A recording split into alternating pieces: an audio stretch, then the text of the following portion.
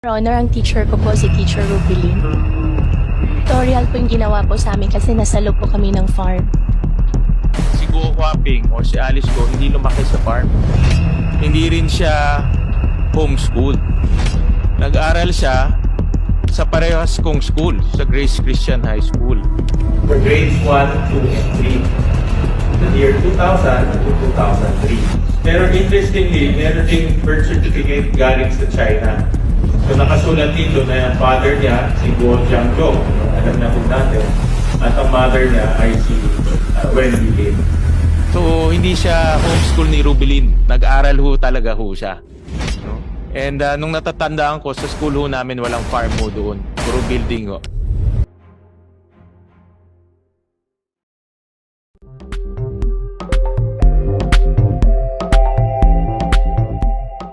Moving now to PAGCOR, Chairperson Tenko, please.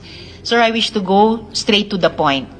In your media interview, sinabi niyo po na may opisyal ng gobyerno, specifically a former cabinet official, who lobbied on behalf of illegal POGOs. So, Chair, on September 12, 2023, Lucky South 99 Outsourcing Incorporated submitted to PAGCOR an application for internet gaming license. And I'll flash the application now.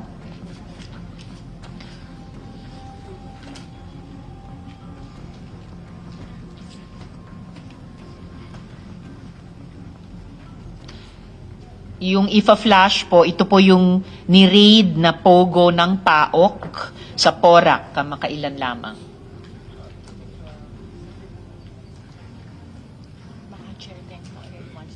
Okay. So while we're uploading that application letter, so Chair, baka gusto nyo na pong sagutin yung tanong ko tungkol dun sa former cabinet official who lobbied on behalf of illegal POGOs. Magandang umaga po, Magandang umaga po. Risa. Gusto ko lang pong sa pagkakataong ito ikwento yung nangyari sometime in July 2023 kung saan mga ikatlong linggo po yun ng Hulyo 2023 tumanggap po yung aking tanggapan ng tawag mula kay dating Secretary Harry Roque. Doon ay humihingi po siya ng appointment sa akin. So, nung pong ika-26 ng Hulyo 2023 din, nagkaroon po ng pagkakataon na bimisita po sa aking tanggapan sa PAGCOR nung po'y nasa Ermita pa kami. Siya po'y nabigyan ng appointment at siya po ay dumating sa aking tanggapan. Kasama ko po noon na sa aking tanggapan ay si Attorney Jessa Fernandez na nandito rin naman. Siya po ang head ng OGLD.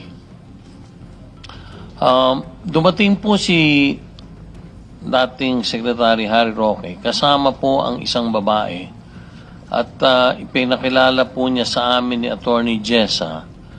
Ang babaeng yun ay si Cassandra Leong. At sa kanya pong pagpapakilala sa amin ay sinabi po niya na may problema po na hinaharap si Binibining Cassandra Leong at ito ay nauukol sa kanyang pagbabayad ng lahat ng mga billing ng kumpanyang kinakatawan niya sa PAGCOR. So, tinanong ko po si Binibining Cassandra Ong kung ano ba yung problema. At ang sabi po niya, siya daw po ay nagtiwala sa kanilang authorized representative na nagngangalang Mr. Dennis Cunanan. At yun daw po, 6 na buwan na dapat ibinabayad nilang mga buwis sa PAGCOR ay binibigay niya kay Ginoong Cunanan para ibayad sa PAGCOR. At bukod daw po doon, sa mga buwan ng mga dapat bayaran sa PAGCOR, ang sabi po ni Binibining Cassandra Ong ay may sinisingil pa raw ng mga additional fees na fines and penalties si Ginoong Dennis Cunanan sa kay Cassandra. So, ang kwento po niya, buwanan po, ibinibigay niya yung pera kay Ginoong Dennis Cunanan at pinaniniwalaan niya na yun ay ibinabayad sa PAGCOR. Kaya nagulat daw sila nang magpadala po ng sulat ang tanggapan ni Attorney Jessa Fernandez sa kanila na nagsasabing meron silang arrears na 6 na buwan. Himigit kumulang po yun sa $500,000 US dollars.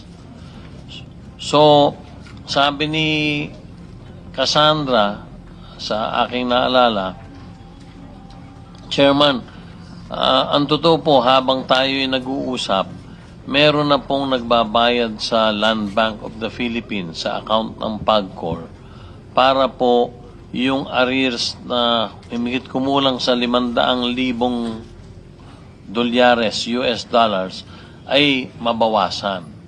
So sabi ko sa kanya, bakit ka nagtiwala kay Ginoong Dennis Cunanan at hindi ka nalang nagbabayad ng diretsyo sa Land Bank of the Philippines account ng PAGCOR?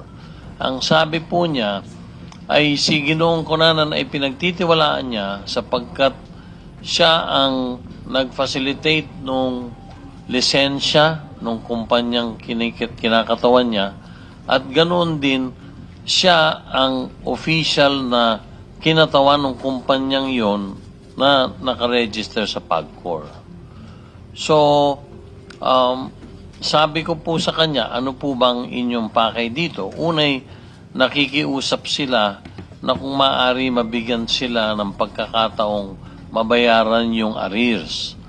At inulit ko, sinabi niya, habang kami nagpupulong noon, meron na raw nagbabayad sa Land Bank ng portion lamang ng $500,000. Bukod po doon, hinihiling po nila, dahil sa kami po ay nagbago na ng mga patakaran at ng struktura nung Hulyo, mag-i-expire po yung lisensyang in-issue nung nakaraang board ng PAGCOR sometime po ng October 2023, dahilan sa kami ay nagbigay ng panibagong mga panuntunan or guidelines, gusto na nilang magpasa din ng reapplication.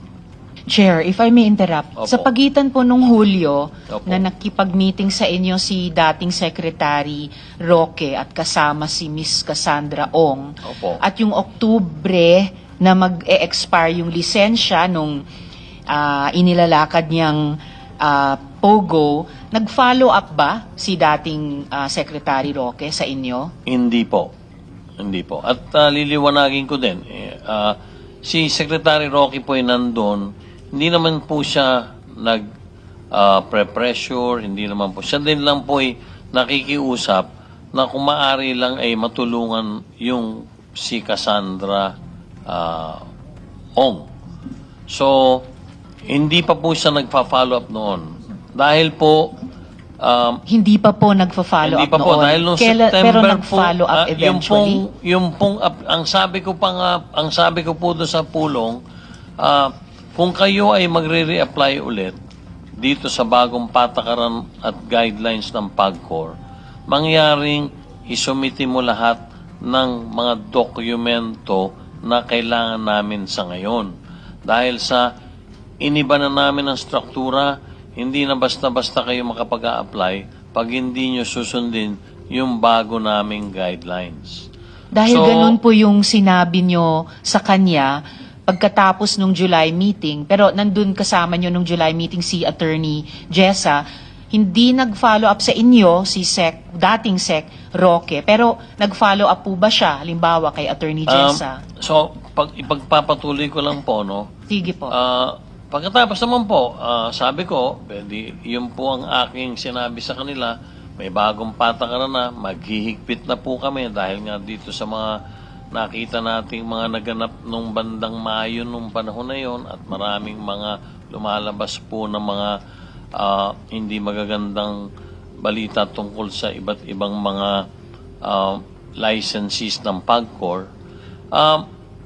Nakapag-file po sila sometime in September na 2023. Babalikan ko lang po, noon ding hapon na yon, pina-check ko, tunay nga pong nagbayad si Cassandra or yung kinatawan niya sa Land Bank sa pamamagitan po ng kopya ng deposit slip ng himigit kumulang mga 203,000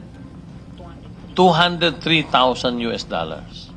So, So ito po sa pamamagitan ni Mr. Cunanan? hindi po. Hindi pa. Nung pong kausap ko, ulitin ko po, nung kausap ko po si dating Secretary Harry Roque, gayon din po si Binibining Cassandra at kami nga po ni Attorney Jessa ang kaharap. Sabi po niya, habang nakikipag-usap po sila sa akin, meron na pong kinatawan na nagbabayad sa Land Bank. So para po ma-validate yung inulat, yung sinabi niya sa amin na yon, ang utos ko po kay Attorney Jesse, pakisubaybayan mo nga kung tunay na sila'y nagbayad nung araw na yon. Wala po siyang binanggit kung magkano. Ang sabi lang po niya, sila po ay kasalukuyang may kinatawa na silang nagbabayad dun sa Land Bank. Doon Excuse po ang me, account. Chair. Yes, Opo, sir. Sen. Madam Nancy. Chair, but yung dineposito nila, kulang pa din po yun. Opo. So, nung hapon nga po, sabi ko kay Attorney Jessa, pag alis na po nila, pakisubaybayan natin kung totoo yung sinasabing magdideposito sila. So, nung hapon din yun po, nakatanggap na kami ng bank deposit slip sa account po ng PAGCOR at ito po ay nagkakahalagang 203,000. In short, Senator Binay, hindi po yung kabuoang amount na 500,000 ang naibayad. Kasi sabi din po, baka din daw pwedeng payment over time yung arrears dahil nga naloko sila ni Ginoong Dennis Cunanan. So, pagkatapos po noon, wala naman pong pakikipag-usap sa akin na si Attorney Harry Roque at nakapag-file po sila ng reapplication noong September 2023. At doon po nakita na nung panahon ng nakarang administrasyon ng PAGCOR, ang lisensya po nila ay para sa 3,000 metro kwadrado lamang. Pero dito po sa reapplication nila na natanggap po namin noong September 2023, 9,000 metro kwadrado na po ang ina-applyan nila. So triple na po sa So, original. 3 beses po doon sa original na napagkaloob sa kanilang lisensya ng PAGCOR nung panahon po nung nakarang administrasyon. So, doon po, prinoseso na po yung application nila. At marami po silang mga kulang na mga iba't ibang mga dokumento dahil naghihigpit na po kami. After dun po, diretso na pong tumatawag si Attorney Roque or nakikipag-ugnayan kay Attorney Jessa Fernandez. Ilang beses po tumawag si dating Sec Roque kay Attorney Jessa? Pwede po bang si Yes, Attorney Fernandez po ang aking pasagutin dahil sa kanya po diretsong nagpa-follow up si Attorney Roque. Sige po, Madam Attorney. Chair. Before Attorney Jessa, Siguro Sen. just, Nancy. to reiterate, Opo. after ho nung meeting na yon, never nyo na ho nakausap Hindi po, wala na po. At ulitin ko din po, hindi po naman niya ako pressure. Kumbaga, bilang abogado siguro, bilang kliyente niya, nagpa-facilitate lang at nakikiusap po siya. So parang sinamahan niya lang po Sinamahan po niya. Maliwanag po yun dahil doon ko po nakilala si Binibining Cassandra Ong. Doon nga pala, tinanong ko rin, if I may just, Ma'am, bakit po si Dennis Cunanan ang inyong representative kung kayo naman ang talagang nagpapatakbo niyan? Noon daw pong panahon na nag-a-apply sila ng lisensya, siya daw po ay inadvisean ng kanyang abogado at ng PAGCOR na baka masyado siyang bata na maging authorized representative. Sapagkat nung panahon po na yon, noong 2020, kung di ako nagkakamali, ang banggit po niya sa akin, siya'y 19 na taong gulang lamang. Teenager. At So, sino pong abogado niya na nag-advise? Wala pong sinabi sila eh. Kaya sabi niya, ang pinili po namin ay si Mr. Dennis Cunanan na lang ang maging authorized representative ng kumpanya dahil siya naman ang nagpa-facilitate ng lisensya namin sa PAGCOR. Yun po ang ano niya. So, kung pahintulutan niyo po, sa akin po, sa tanong ni Senator Binay, hindi na po nakipag-ugnayan si Attorney Harry Roque. Si Attorney Jessa po na siyang head ng licensing, siya po ang nakakausap or nakaka-text, nakakapag-ugnayan kay Attorney Roque. So with your permission po, Yes, salamat, Chair. So, Attorney Jessa, ilang beses kayo tinawagan ni dating Secretary Roque or ilang beses po siya kumausap pa sa inyo pagkatapos ng pulong nung July 2023? Ma'am, sa pagkakatrace ko po, 5 times po siya tumawag. Nagtatanong lang naman po siya kung ano po yung mga lacking documents na kailangan pang i-comply. Then, sinendan ko po siya ng listahan kung ano pa po yung kailangan nilang i-comply at nag-reply po siya doon ng salamat. And then, isang beses din po, nag-message po siya na ini-inform lang po ako na nag-retain po sila ng lawyer for the AMLAC filing at it will be filed in 3 weeks latest. Thanks and FYI. Then, 2 beses po na tawag niya, hindi ko po nasagot dahil po meron po akong meeting.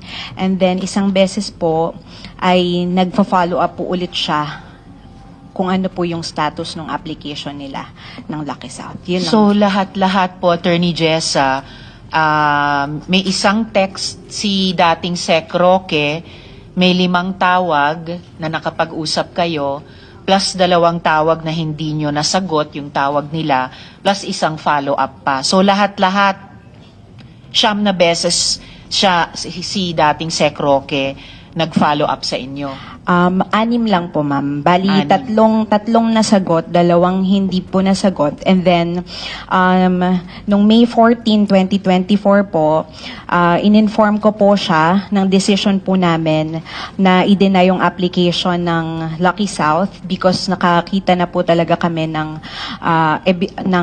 reason para po hindi na po talaga sila bigyan ng lisensya at that time. Salamat po. So, 6 in total yung pag-follow up niya. Medyo marami pa rin. Usually, 3.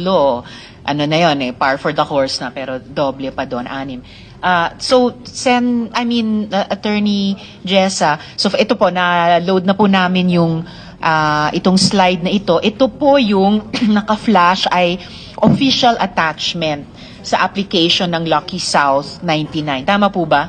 Ito po yung attachment dun sa original application nila. Tama po, ma'am. Salamat.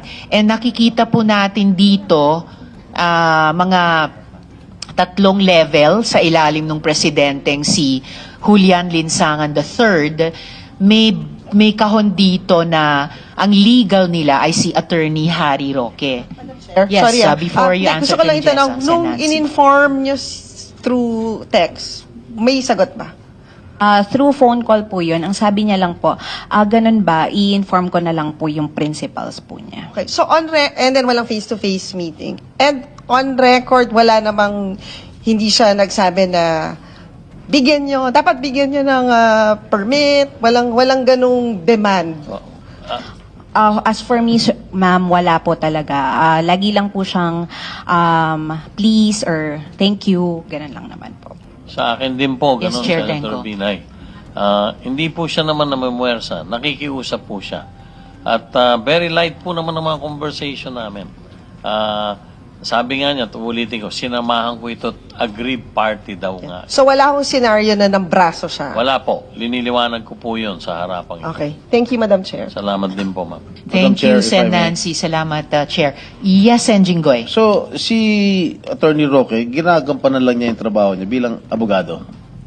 Maaari pong ganun dahil siya po ay nagsabing gusto niyang tulungan sa abogado nga ni Binibining Cassandra Ong. At doon nga po ay lumabas muli sa bagong application na po noong September 2023 na siya na po ang legal head doon sa organizational chart po na sinamit po na reapplication ng nasabing kumpanya. Okay, thank you. Mr. Chairman, nabanggit niyo yung pangalan ni Dennis Cunanan. Kilala niyo ba? Hindi ko po kilala. Nababasa ko lang po nung araw. Just to give you an additional information, this person, itong Dennis Cunanan, itong pangalan ito rings a bell to me. Dahil he was a former deputy director of TLRC, yung Technology and Livelihood Resource Center, no? And he was also involved during the investigation of the pork barrel here in the Senate. And he was convicted. 3 TLRC executives get 26 years for this pork scam. So itong taong ito ay convicted felon. All right, just to give you an additional information. Salamat, Sen Jinggoy.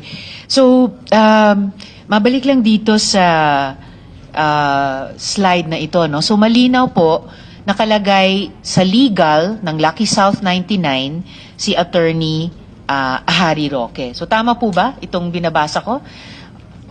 Yes, ma'am. I Attorney confirm Jessa. po na pinasa po nila yung Confirm. document. Salamat po. Kasi kung tama nga, ito'y taliwas sa kanyang sinabi sa media na Whirlwind Corporation lang ang kanyang representation. Samantalang dito sa organizational chart ng Lucky South 99, malinaw na legal siya. So, hindi siya nagsabi ng totoo sa media. Nagsinungaling siya sa media. Okay? So, gusto ko lang i-make off record na iyon. At just to confirm, no, sa interaction nyo po, ang pagpresenta niya at pagkaintindi nyo, abogado talaga ng pogo na ito, si dating Sec. Harry Roque. Yes, ma'am. Alright, thank you very much, Attorney. At this point po, Chair and colleagues, I'd like to move a bit to the Bamban Pogo. So, backtrack ng konti doon naman sa Bamban. Kasi po, when PAOK raided the Bamban Pogo Hub, they found documents from other Pogos. Pogos that PAGCOR had already declared illegal. One of these Pogos is Brick Hearts Technologies, Inc. Okay? Can you confirm po that Brick Hearts is a Pogo that PAGCOR had declared illegal? I confirm, ma'am, that Brick Hearts Technology po is a former service provider of that was given accreditation by PAGCOR, and it was already canceled po.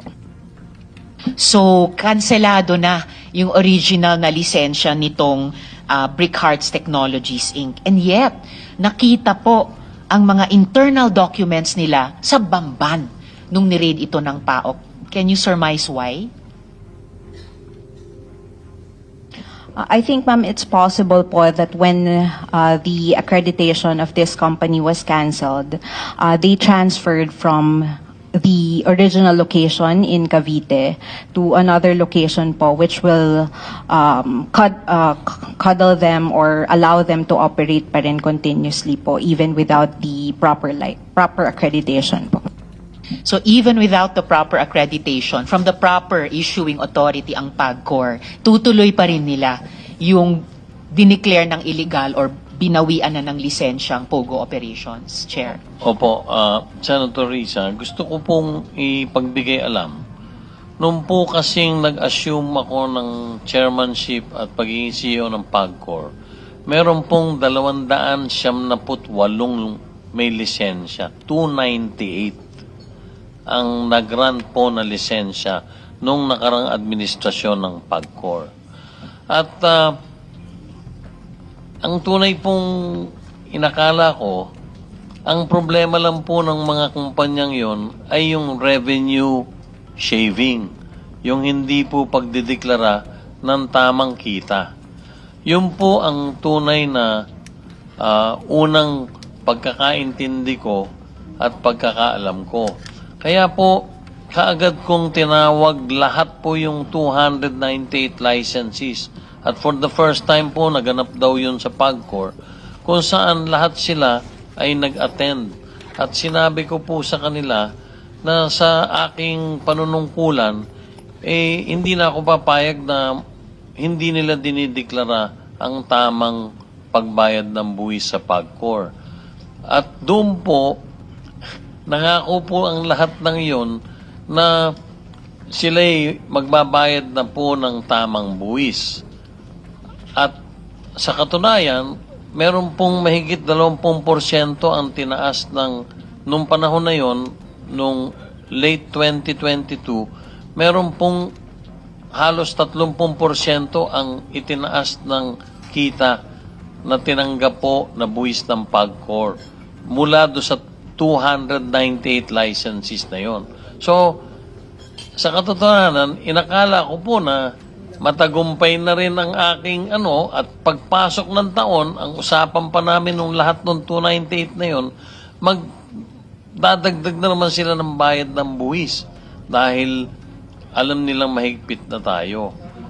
Chair, if I may, Opo. babalikan po natin iyan mamaya kaunti. Importante Opo. yung kung paano nyo hinandle yung 298 na license mula pa nung nakaraang administrasyon. Pero sabi nyo nga, akala nyo yung shaving lang ng revenues ang problema. Tama po kayo, may ibang problema po talaga. Yan yung gusto kong sundan muna ngayon based on our earlier questioning. Kaya ko po itinatanong kanina yung Brick Hearts Technologies Inc. na dating service provider pero lumipat na lang sa ibang location. Kasi we dug deeper into Brick Hearts and we looked at its incorporators. Sa 7 incorporators, 4 ay mula sa Davao, pero ang talagang interest ko dito ay si itong taong Gerald T. Cruz. Lumitaw na po ba siya sa investigasyon ng PAGCOR, si Gerald Cruz? Attorney Jessa? Hindi pa po. Hindi pa. Alright. So, i-share ko yung aming natutunan so far kay Mr. Cruz at yung mga kasosyo niya.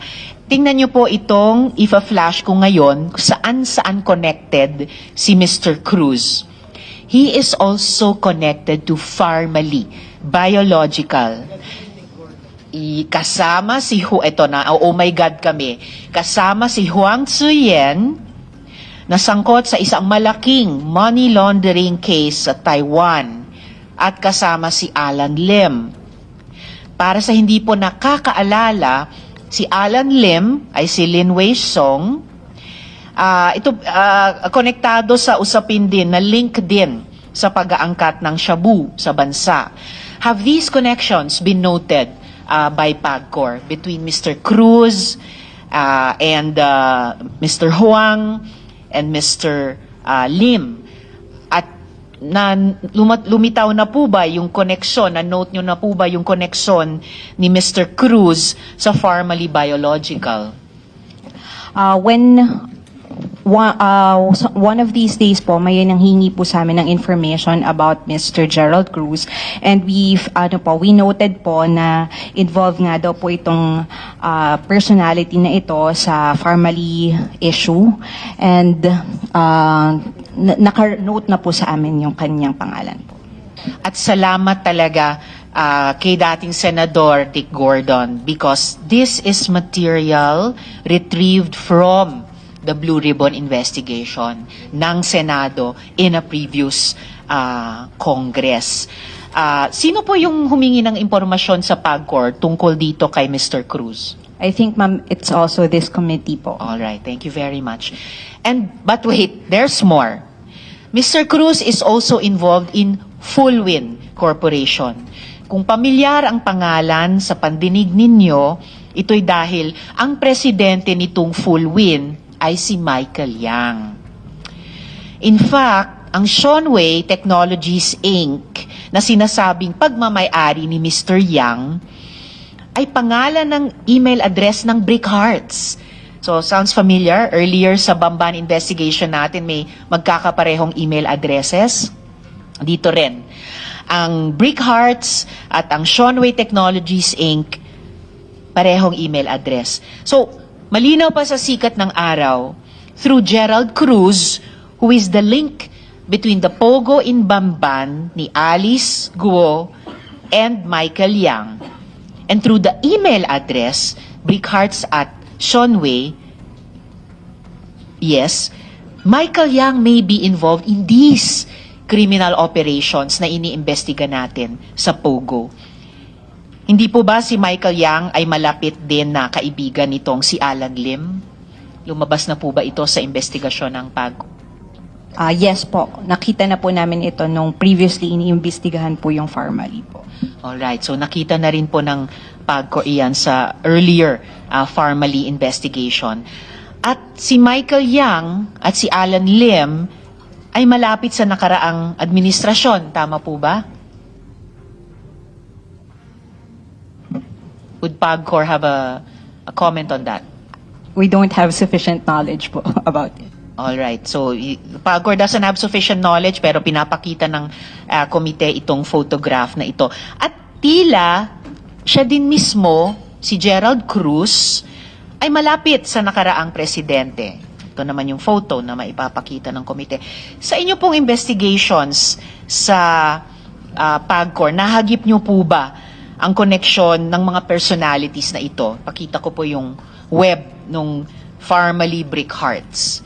So, nakita nyo na rin po ba ng PAGCOR itong mga koneksyong ito ng mga individual na ito at mga kumpanyang ito at group of companies na ito? I think, ma'am, nung panahon po ito, nakita na po ito. And yung Seanway po ay talaga pong siya ang Pogo licensee ni Brick Hearts at that time po. Okay.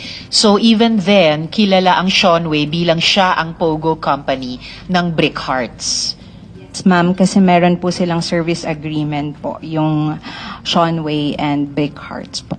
Active pa ba yung service agreement sa pagitan ng Seanway at Brick Hearts ngayon? Wala na po, ma'am. Wala na po both Seanway at Brick Hearts po. Kanselado na po sila. Okay, so posibleng pag pinursu natin later yung sinimulang ikwento ni Chair Tenko, ang Seanway at Brick Hearts ay posibleng kabilang ng mga nakanselahan na ng lisensya bilang Pogo companies. Tama po. Salamat po. Ang investigations ba ng PAGCOR naka-unearth ng links din sa mga high officials sa gobyerno? Kahit hindi nyo muna pangalanan, but maybe you can give us a sense of their ranks or positions kasi dapat alam ng publiko kung ganong kalaki posibleng banta ito sa ating bansa. For now po, sa ngayon po, wala po kaming masasabing information about that po, connection with higher officials po. At panghuli ko na lang pong tanong sa kay PAGCOR Chair Tenko.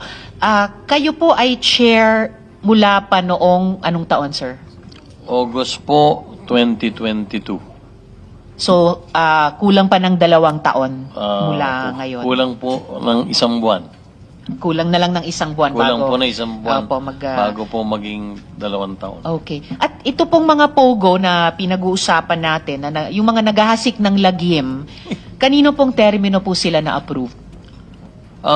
Tulad po ng binanggit ko kanina, inabutan ko po nung ako'y mag-assume ng chairmanship ng PAGCOR, 200 po 78, 298 po yung may lisensya. Ang totoo po, 2 level po yun ng lisensya. Isa, yung level nung overseas gaming na himigit kumulang yata may 70. Ilan ba yun? 63 po. Tapos sa ilalim po nun ay yung tinatawag na mga service providers. At lumalabas po doon sa aming pagsasaliksik, nandun po talaga yung kalokohan sa service providers. Dahil wala naman po sila talagang karapatan na sila'y ma-involve sa gaming operations. Kaya po sila na-classify na service provider ay dahilan sa dapat lang silang umasiste sa backroom operations, sa IT needs ng mga kumpanya. Ganon din po sa administrative na mga needs ng mga kumpanyang pinangangatawanan nila. At dito nga po, nung lumawak na yung aming pagsasaliksik sa tulong po ni General R.V. Villanueva na nahirang ko po nung sometime in September 2022, lumalabas po sa nakita namin, doon talaga ang problema sa mga service providers na yun. At liniliwanag ko po, doon po sa mga service providers na yun, hindi po nagbabayad yung kahit piso man lang. Kahit ano pong halaga, wala pong pagbabayad na ginagawa yun ng buwis sa PAGCOR. Ang meron lang pong dapat magbayad ay yung 63 noon na nabigyan ng lisensya. Kaya doon po sa halos mahigit 200 kumpanya na nag-ooperate under the guise of a service provider, wala po kahit pisong natanggap ang PAGCOR mula sa mga kumpanyang yon doon po sa nakarang administrasyon. At sino yung nag-approve nung nakarang administrasyong iyon dito sa 298? Well, it is my assumption, tulad po ng nangyayari ngayon, na it is the OGLD Department, Overseas Gaming and Licensing Department, at saka yung pong former chairman and the board. Because tulad po sa procedure na inabutan ko, kami din po ang either after the recommendation is sent to the board by the department concerned, ang board po ay siyang nag-a-approve nung mga lisensyong yon. Following that, logically, ang maliwanag po doon, ang nag-approve nung 298 na yon ng mga kumpanya, yung nakaraang board po, of course, recommended by that OGLD department. At yung dating chair? Panahon po ni dating chairperson Andrea Domingo po yun. Salamat po ng marami, Chair Tenco. Sa susunod po na hearing ay invited na po sina Attorney Harry Roque at dating chairperson Andrea Domingo. Bago po tayo magpatuloy kay Lieutenant Jessa, siguro kahit 5 minutes health break muna po tayo. The Chair would now like to recognize Lieutenant Jessa Mendoza of the Philippine Navy. Salamat, Lieutenant, for joining us today. All the resource persons, pakiupo po muli tayong lahat. Nag-resume na po yung ating hearing.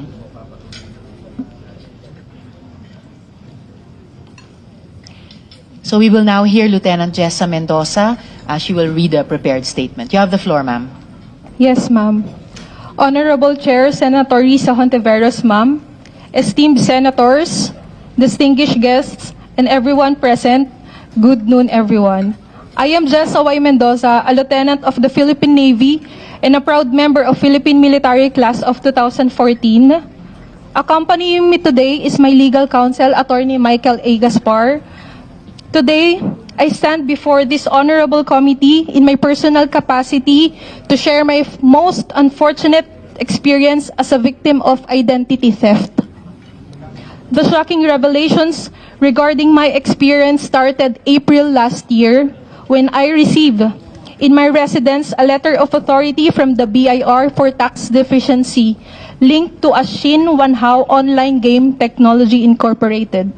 I initially did not give it much thought thinking that it was merely a mistake since my name only appeared on a courier sticker and not on the LOA itself. Moreover, prior to the receipt of the LOA, I have not heard of Shin Wanhao Online Game Technology Incorporated. I definitely did not have any affiliation of the said corporation. 5 months later, after this, I received another LOA for tax deficiency of Handy International Prime Carry Incorporated. This time, however, my name appeared on the letter as the supposed treasurer of the said corporation. To make matters worse, other family members' name also appeared on the same LOA. 2 other individuals with foreign-sounding names, namely Xiao Wei Dai and Wei He, were listed as incorporators and directors. I do not know who these individuals are, and I was never involved in the corporation and operation of the Handy International Prime Carry Incorporated. In April of this year, things got more distressing. I received a subpoena from the Office of the Prosecutor of Makati directing me to submit a counter affidavit relative to the non-registration, non-remittance, non-production, and non-reporting of Reserart Construction Corporation in violations of Republic Act 11199, also known as Social Security Act of 2018. In compliance with the subpoena, I submitted my counter affidavit denying any involvement with the Reserart Construction Corporation. Prior to the subpoena, I have not heard of the Reserart Corporation except for 2 relatives whose names were also listed as incorporators. I do not have any affiliations with the said corporation. 2 other individuals with foreign-sounding names, namely Ziyan Yi and Haiyan Zhang, were listed as incorporators.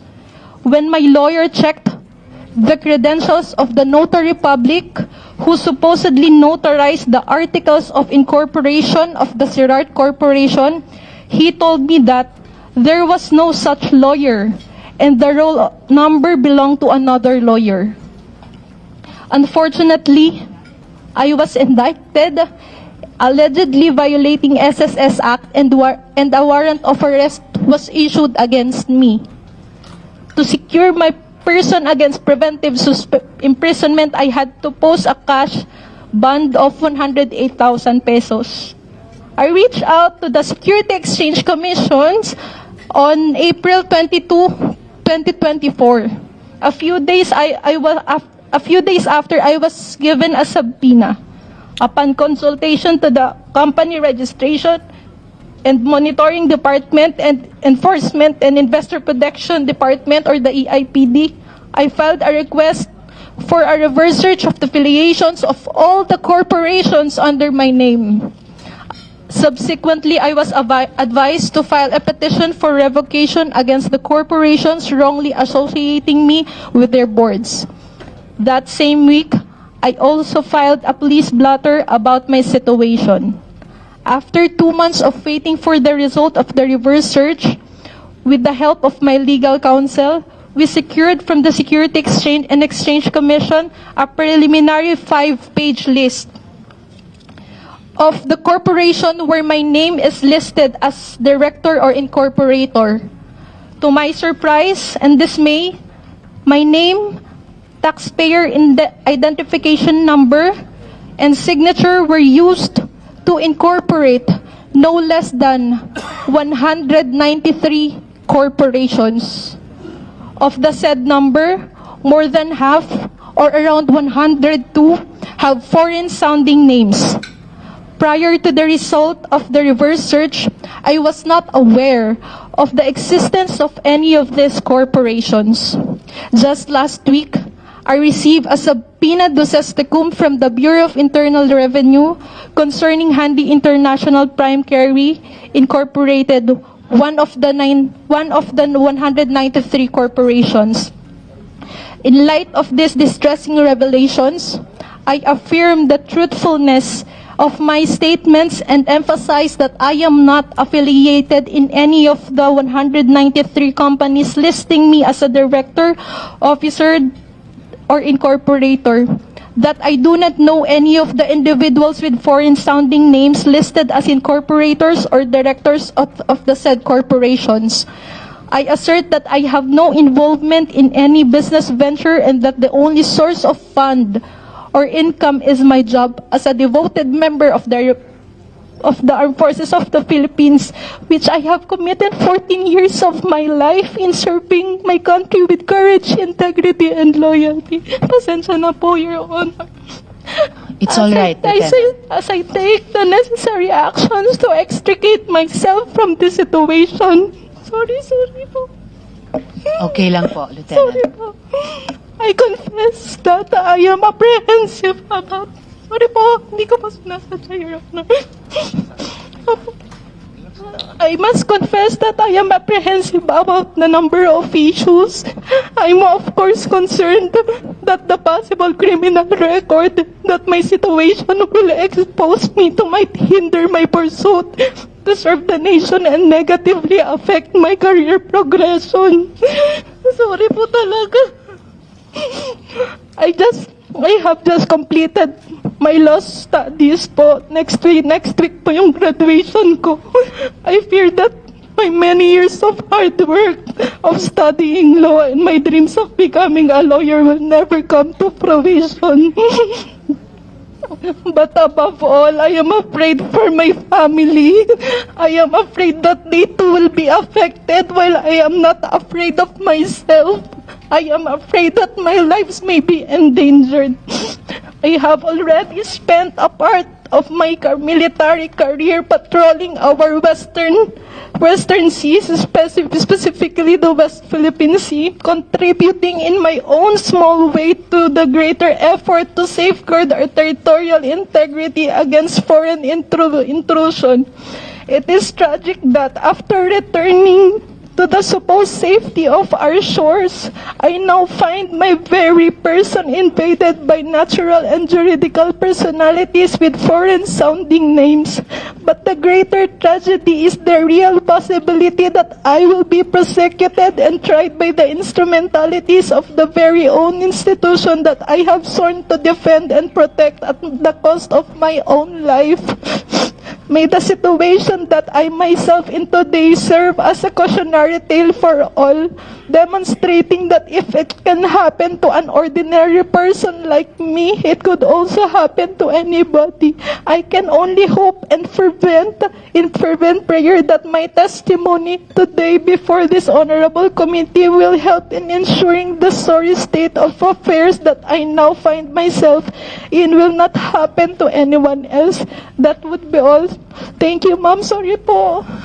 Wala pong dapat i-sorry. No apologies necessary at all, Lieutenant Jessa. And thank you very much po for coming forward to help the committee in our investigation.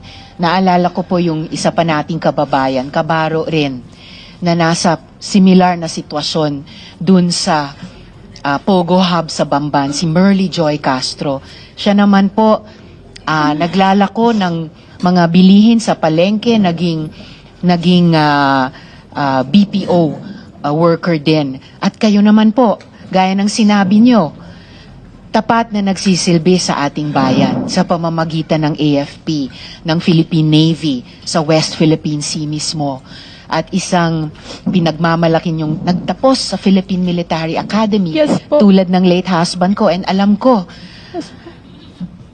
karamihan po sa inyo, halos lahat sa inyo talagang habang buhay at tulad nyo, Lieutenant Jessa, nagsusumikap talaga isabuhay yung motto ng inyong academy ng courage, integrity at loyalty. So ngayon pa lang gusto ko ring, bago ilang mga tanong lamang, gusto ring ipahayag yung moral support ng komiteng ito. Bukod sa na hindi na ulitin ang ginagawa sa inyo, ginagawa kina Miss Merly Joy at yung mga kababayan niya sa Concepcion, Tarlac, pero na ma-vindicate nyo ang inyong pangalan tulad ng pinaghihirapan nyong gawin ngayon. And I can only wish you the best, hindi lamang sa inyong continuing military career, pero yung inyong profession din bilang isang abogado ng Philippine Bar. If you will allow, Lieutenant Jessa, just a couple of questions from the chair para po sa aming kabatiran. Can you confirm before this committee that you never signed any incorporation documents of the 193 companies of which you are supposedly a registered incorporator? Yes, Your Honor, I confirm myself that I did not sign any of those articles of incorporations of the 193 corporation listed and provided by the Security and Exchange Commission, ma'am. So, ano po ang tingin nyo, Lieutenant Jessa, na nangyari? Bakit nakuha nila ang pirma mo? Thank you for that question, Your Honor. Way back 2016 po, Your Honor, my cousin po, she borrowed po my ID. Sabi po niya, Insan, may TIN ID ka ba? Anong itsura nun pwedeng patingin?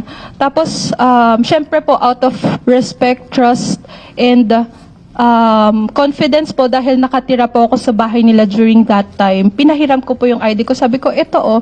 And then she borrowed me po. Immediately, may pinuntahan lang siya sa sandali, ma'am, and then she returned it back to me naman po immediately. Tinanong ko siya, sabi ko, para saan? Sabi niya, hindi, hiniram ko rin yung ID ni Papa. Sabi ko, okay. Tapos, years later po, nalaman ko po, the reason why she borrowed my TIN ID pala was just for the purposes of the creation of her Chiclet Travel Agency na hindi naman po na naging operational. And wala rin po siya sa list ng 193 corporations po.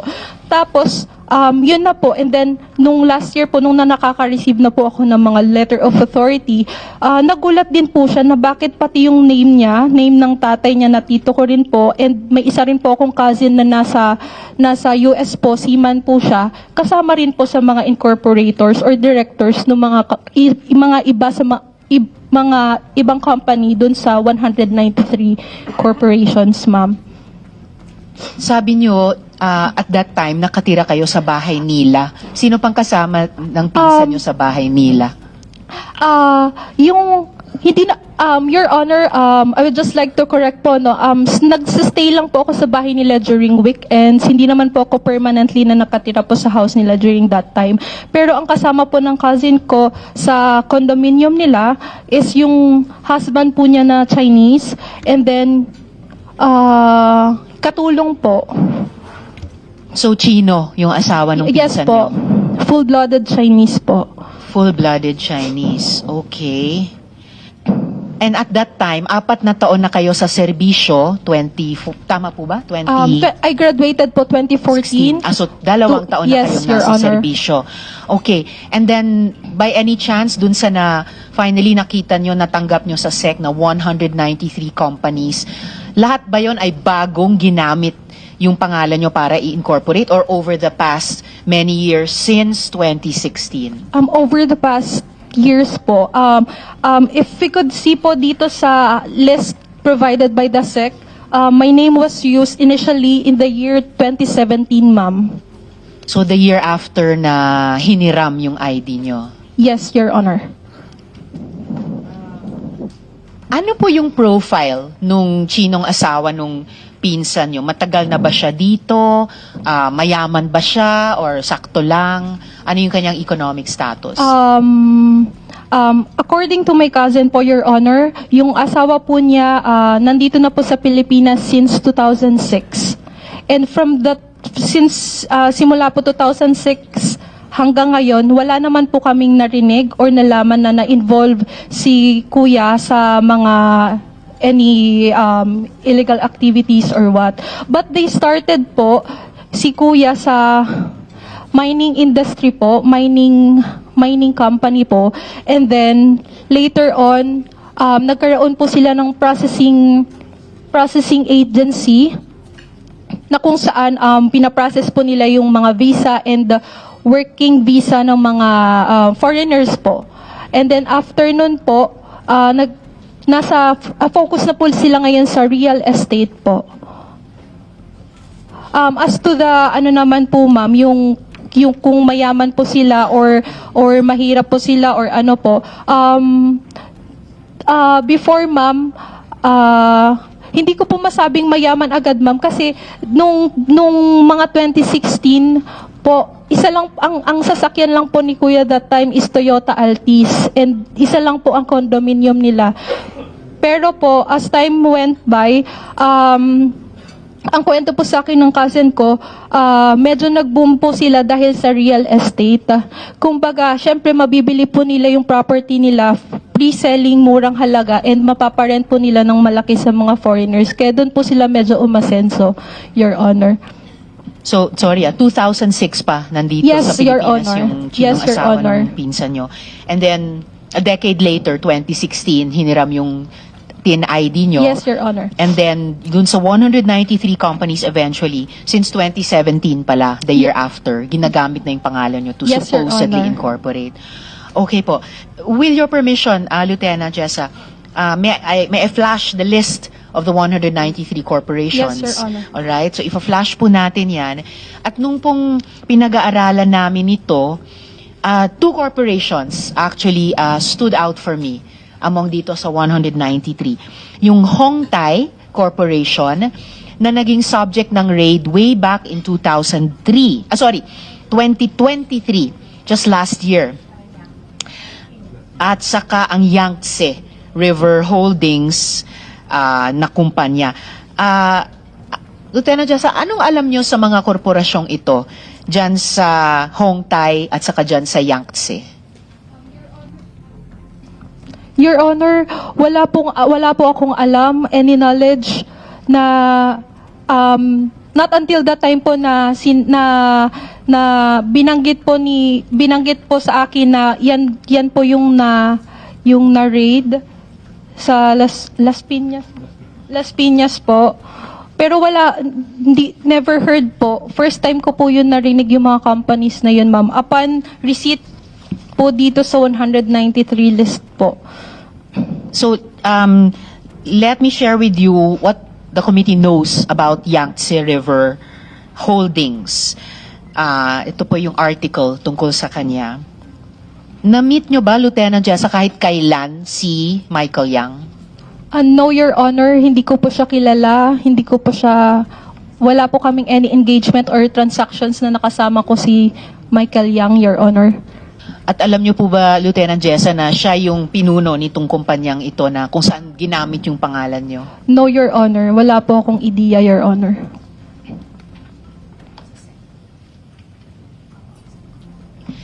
Maraming salamat, Lieutenant Jessa. And for now, iulitin lang ng chair yung moral support po sa inyo sa inyong laban na linisin ang pangalan niyo mula dito sa kasangkapan dito sa 193 companies, pati itong dalawa na sobrang tawag pansin po sa komite. Before I leave you for now, Lieutenant Jessa, ano pong pangalan nung kumaari niyong sabihin yung chinong asawa nung pinsan niyo?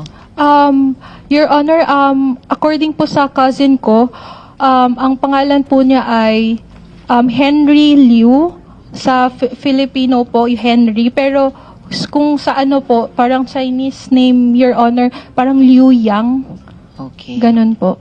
So, Liu Yang. Apo. Liu Yang yung chinong pangalan ni Henry Liu. Yes, Your Honor. Okay. Did yung pinsan po ba ninyo or itong si Henry Liu o Liu Yang na asawa niya, did they ever tell you na huwag pag-usapan to or huwag gawing issue itong kinalalagyan nyo ngayong sitwasyon? At first, Your Honor, nabanggit po nila sa akin na kung kaya pa po namin ma-resolve on their level, nung tatlo pa lang po yung corporations, nasabi po nila na sige, isosolve namin na mapatanggal po yung pangalan ko. Nabanggit po nila, Your Honor, yung ganong statement, Your Honor. Nung tatlo pa lang? Nung tatlo yung pa lang, Your korporasyon? Honor. Okay. Pero kahit nung naging 193 na, yung listahang pinadala sa inyo ng SEC, sinabi pa rin nila na subukan ninyong i-resolve at your level? Nung may abogado na po sila, Your Honor, na-erase po nila yun sa lawyers po nila. Ang sabi po ng cousin ko, doon muna po tayo sa i-resolve natin kung ano po yung urgent, which is yun po yung case namin sa court.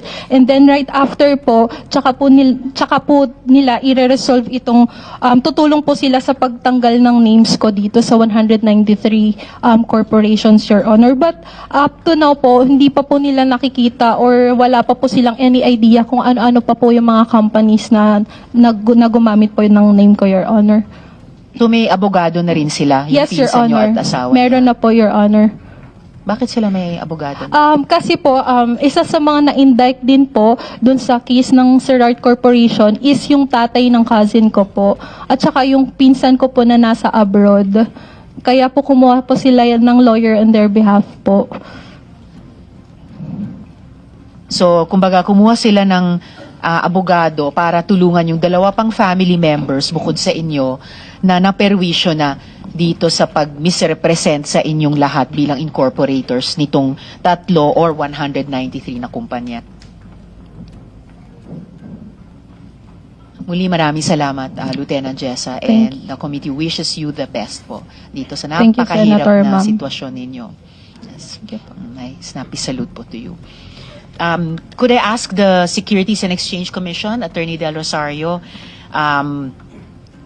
dito po sa kaso hindi lamang ni Lieutenant Jessa, pati katulad nung kina Miss Merly nung nakaraang hearing, ano po yung proseso nyo ng pag-vet ng mga sinusumiting dokumento na kung authentic ang mga pirma? Kasi last hearing gaya ng nabanggit ko po kay Lieutenant Jessa, dun po sa sitwasyon ni Miss Merly, BPO worker po siya, ginawa siyang incorporator din.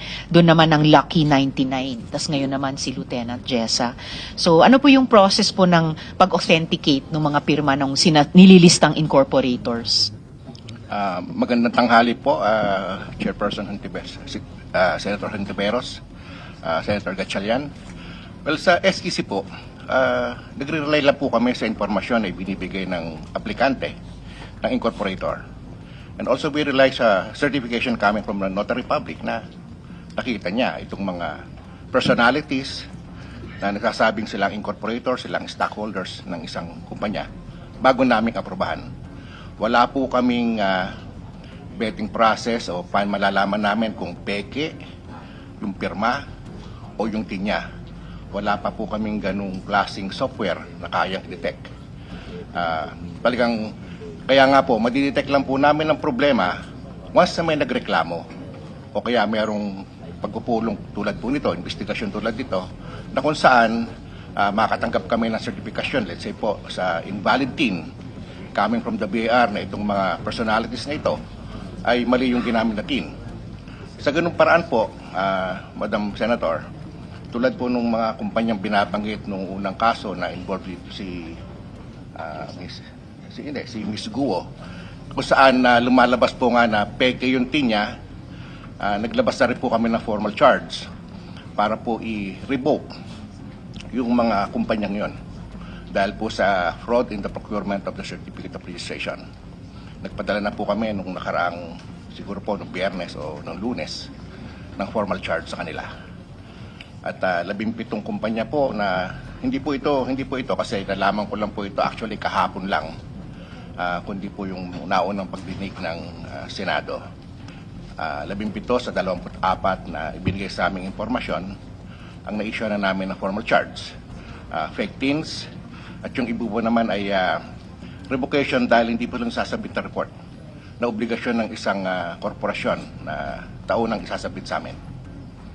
Makapagbigay po kami ng kopya ng aming formal charge na in-issue na sa kanila sa committee po, sa Secretariat.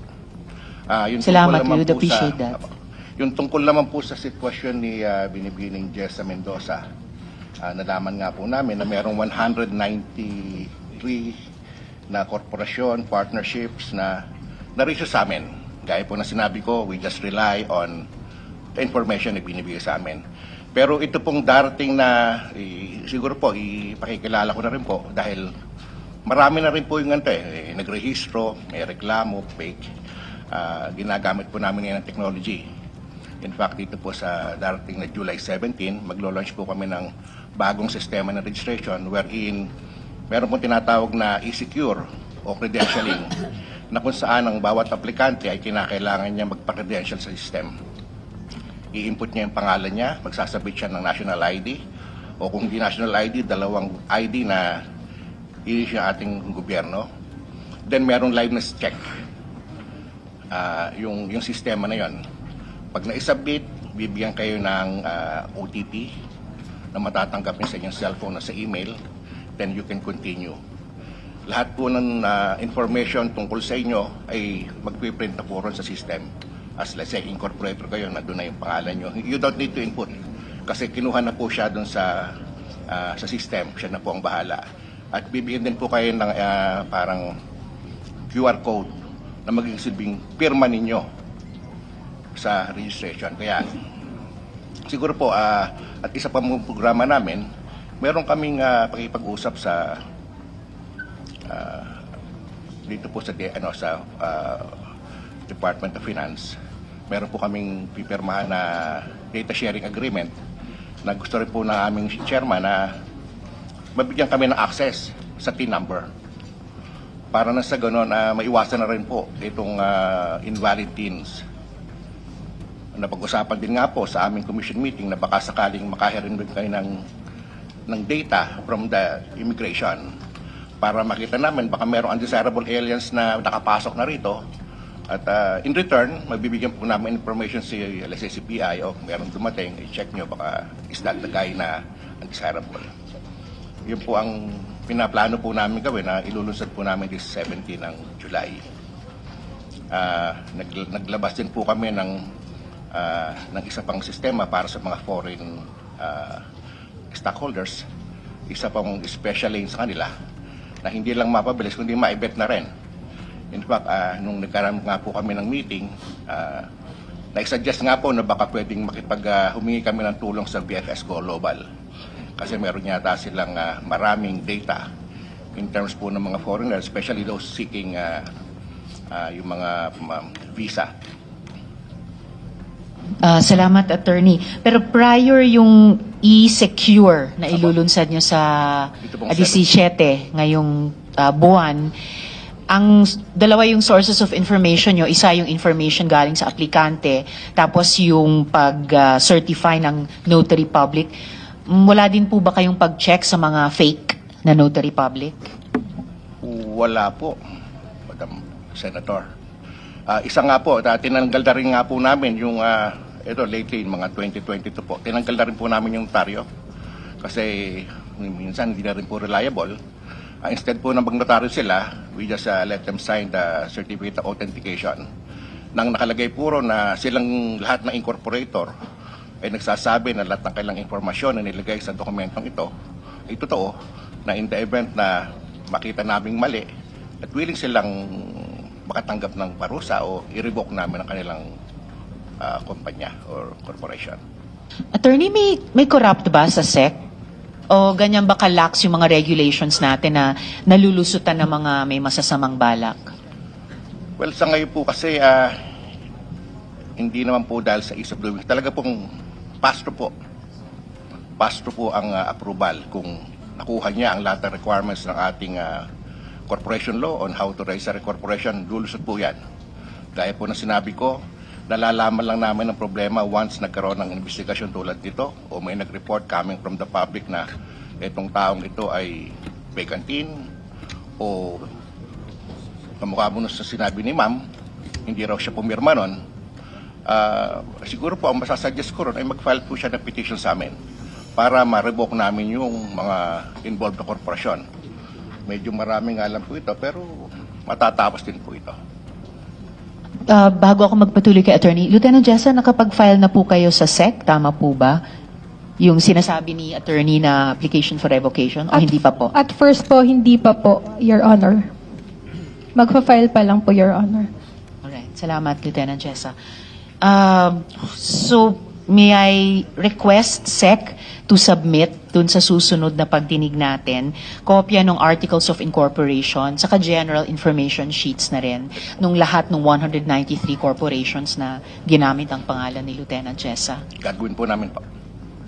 Maraming salamat po. Salamat po. Lieutenant Jessa, bago ako bumalik ulit sa kaso sa PORAC, just for the record, Lieutenant Jessa, kilala niyo po ba si Zhang Jie? No, Your Honor. Hindi ko po siya kilala, Your Honor. Alright. And then, siguro huling hilig na lang or maaring payo din, Lieutenant Jessa, baka may alam po kayo about the other Chinese personalities na napag-uusapan na dito sa aming investigasyon. Panahon na po para makipagtulungan sa mga otoridad, alang-alang din sa paglinis ng inyong pangalang ginamit sa mga korporasyong ito. Your Honor, based on the Chinese nationals listed in the GIS of the SEC provided by the SEC po, wala po akong kilala, Your Honor, na kahit sinong Chinese nationals po na nag-reflect na names. Maraming salamat, Lieutenant Thank Jessa. you, Senator Ma'am. Para sa iba pang karagdagang mga balita at impormasyon, ay huwag po nating kalimutang mag-like, share at comment sa video na ito, at huwag po rin nating kalimutang mag-subscribe to continue supporting us. Maraming salamat po sa inyong panonood, at naway tangkilikin po ninyo ang aming YouTube channel.